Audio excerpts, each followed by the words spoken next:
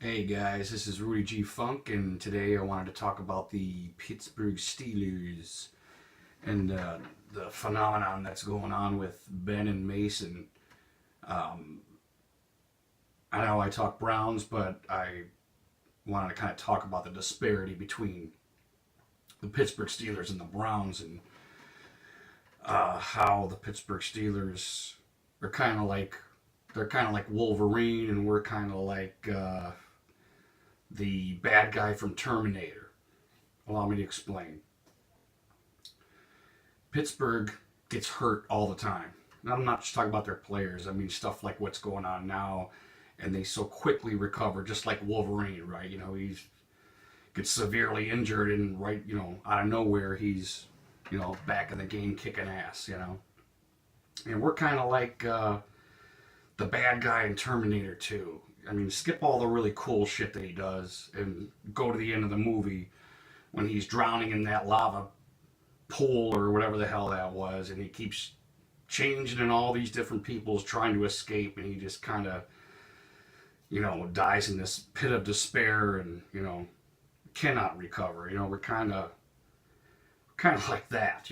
Like I said, though, without all the cool shit he does, but particularly with what Ben and Mason are kind of going through right now, I think the media might have it wrong, and I just want to kind of throw this at you. I mean, do you think Ben's stupid? I mean, or let me rephrase that. Do you think LeBron's stupid?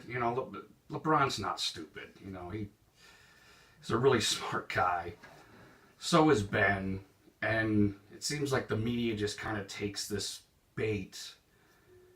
They come out and they say, he's a drama queen. He's a jerk. And I think even myself, when I first heard about it, I thought, that's kind of a jerk thing to say. And he did twist what, Mason's reply to that question, which was, his particular answer was, I don't expect Ben to take me under his wing and teach me everything. I kind of got to do this on my own. And, who seriously takes offense to that? Do you really think Ben took offense to that? And what I mean with Pittsburgh having this luxury, we're always that the Terminator 2 bad guy in that pit of lava, changing and trying to get out, and Pittsburgh is this Wolverine guy who, you know, gets his ass kicked and like instantly recovers. I mean, how many times have you kind of thought this was gonna be the thing that took them down, and they just, and then they come and they kick your ass. So kind of stepping back and thinking about what's going on with Ben and Mason right now reminds me of that disparity between the two of us. And I kind of just, I digress. I think the media's got it wrong. They think he's being a jerk, and I think this is kind of more specifically towards Mason than people think. I don't think it's Ben being a jerk. It could either be what's that old Chinese proverb? Do not ask for what you cannot take. Like, hey, I got the helm till I'm done, and you got to take it from me. Something like that. Some kind of jab that Mason's probably up to. I mean, if you heard his response, I mean, which was, I don't think you get much better than that. He said, "That's what I would say," which is pretty good.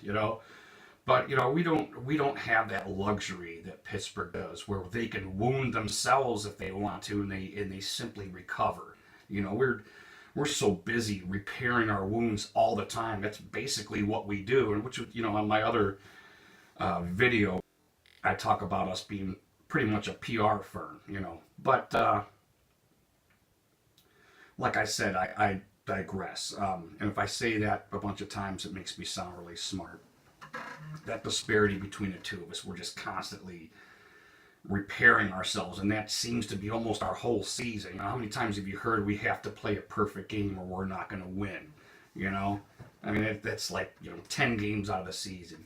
Whereas, the Steelers are like this Wolverine, and they bleed, and somehow they just almost seem like they come out tougher after being wounded, which is kind of neat, and I'm a Browns fan, and I get sick of complimenting Pittsburgh, but I wanted to know what you guys thought about that. Do you think the media's got it right? That Ben's just some big dumb jerk that scared his job's going to be taken, or is this a kind of Pittsburgh way of doing things, where he's kind of put a jab out there and see how Mason reacts? Which I would guess anyway. He watch him over the last year or two. He's pretty good with the media. He kind of jabs him every once in a while too, which is kind of neat. Which made me kind of like him. But I just want to know what you guys think about this whole Ben thing. If you think I'm right at why I'm right about the disparity, that's this kind of fact. But